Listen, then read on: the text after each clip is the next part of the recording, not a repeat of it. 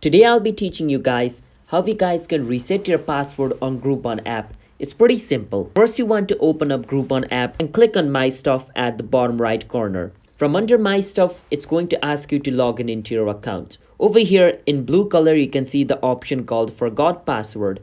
Click on Forgot Password. Once you click on it at the bottom, it's going to ask you to enter your email. So whichever email you used when you created your Groupon account, enter that. And after entering the email, what you want to do is click on where it says send. And then it's going to send a verification link on your email. So once you get this green tick mark, click on OK.